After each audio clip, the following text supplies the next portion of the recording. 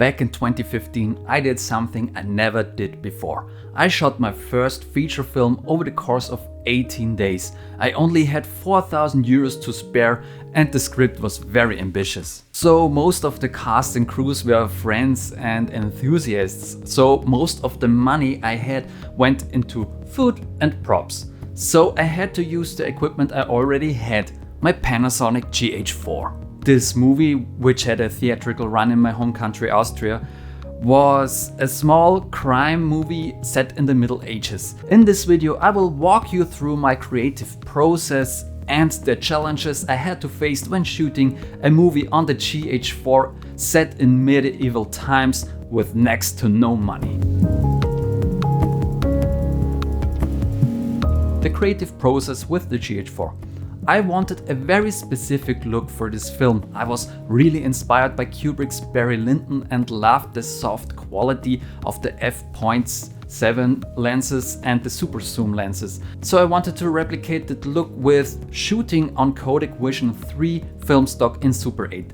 But shooting on real film would cost me a tiny fortune, so after shooting some test footage, this idea was quickly abandoned. So I went the other route and tried to find vintage glass to complement my Sigma 17-70 and 18-35. So I tried to find the cheapest options, and so I got the Helios 44-2 and the Fujinon 135 f3.5. I used all these lenses on my Metabones Speedbooster XL, and the Helios quickly became my favorite lenses for tight telephoto shots. But the Sigma 18-35 quickly became my favorite lens on this film, which is funny because it's the sharpest lens I owned this time. But there was a reason for that.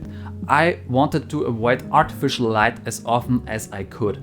So when we shot outside, we waited for some clouds to make soft shadows, and when we shot inside we only used candlelight. And I just love the soft and moody look that candlelight can give you. And since those lights are not really bright, you really need to open up the aperture, and this is why the Sigma became my go-to lens on the GH4 when shooting the indoor scenes. But we still used some LEDs, especially for the night exteriors, because the other way would have been that we shoot day for night, and I really don't like the look of day for night, so we had to use some LEDs. This is the way how the whole set came together. But using the Panasonic GH4 on such a big production for my scale is a whole different beast. I already made some short films which are better and some are worse, so I already had some experience working on a no-budget set.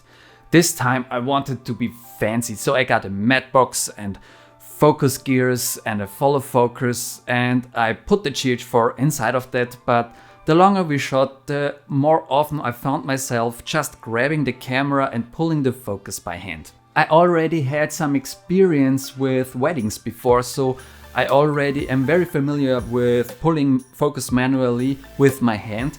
So this way of working came naturally to me and helped me save a lot of time on set. Sound was recorded externally on a Tascam recorder and the Rode NT-G3, which was a good thing, because the sound people, which were mainly friends, could move freely and get the sound from the angles that worked best for them without having to stick to the camera. I know it's a little bit of a hassle in post to sync up the footage with the sound, but you only have to sync up the takes that you also use in the final edit. So it's not as big of a deal as it might sound in the first place. I also had a Pro-Aim dolly track and the Ego slider. The Pro-Aim dolly track wasn't that great. I had to post-stabilize most of the footage and it was very cumbersome to use. The Ego slider was used much more often the longer we shot, but in the end I could make all shots work. But now let's get into the technical stuff. I shot most of the movie in 4K internally in 8-bit 420 and some on the Ninja Star in Full HD 10-bit 422. The VLOOK L profile wasn't out yet, so I had to shoot in Cinelike D, and this is a profile that really needs a lot of work in post. I really hated the Ninja Star. I wasn't able to output an image over the micro HDMI because the connection failed all the time. The micro HDMI connection in general was very unreliable, and that's why I'm still hesitant to use a micro HDMI on any set. But the 4K was plenty enough. Downscaling from 4K to 2K gives you a very sharp image, and you also get 4:4:4 color subsampling, which is nice for color grading. I honestly never had to struggle with the color. I know it's 8-bit and it's not 10-bit or RAW, but the color never broke apart during the grading process. In general, I would say that when you know your camera, it's the best camera to use on a real shoot. I also had the Pocket Cinema camera, and this camera was very unreliable in my opinion at this time. So when you are a producer, director, DOP and prop person in one on a no budget set and you have 10 people waiting around for you, you don't want your camera to be the weak link in the production. I knew the GH4 in and out, so for me this was a no-brainer decision. But there are two more features on this camera that were really great on the shoot. First, I think the low light capabilities on the GH4 are very nice when you use a Metabones Speedbooster XL and the Sigma 18-35. In the candlelight scenes I only had to go up to ISO 1600 and sometimes up to ISO 2000, and there was no issue with noise whatsoever. And I also loved the 96 frames mode in full HD, so slow motion was great for the action shots.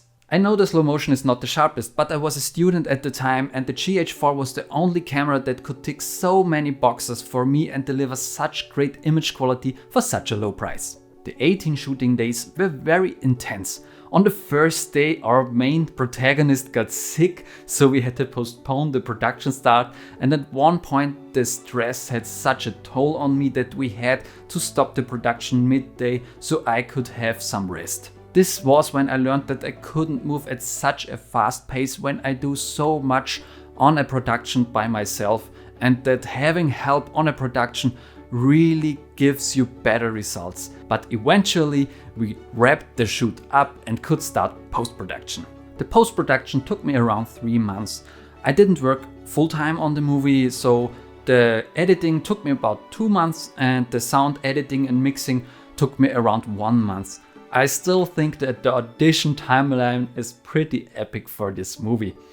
I also learned how to prepare a DCP and a 5.1 mix for surround theaters, and I was able to test all this in a local theater nearby. I also was able to get a professional poster shooting for the artworks that I made myself in Photoshop, and I learned how to self-distribute a movie, so I contacted movie theaters nationwide, and so I was able to get a nationwide release of my indie feature. In the very short time the movie was in theaters, about 900 people watched it on the big screen. For reference, in Austria this is a low to mid performance, but indie features in general don't get a nationwide release, so I think that's still something I'm really proud of.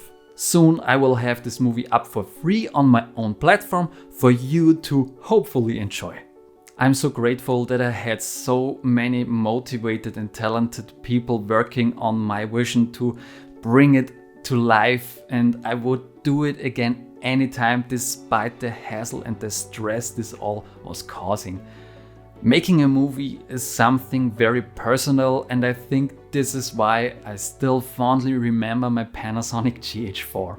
Many people and also my professors from Art University praised the visuals of the film, which is why I think that this camera can deliver professional results. 2 years ago I sold this camera because I didn't use it as much, and I used my GH5 more often because it didn't have the pesky 30-minute limit. Since then I miss it very much and I regret it a little bit that I sold this camera.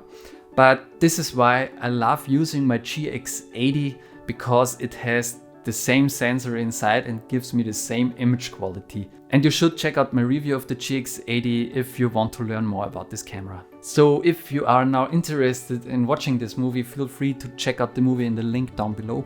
It's in Austrian German, but there are English subtitles.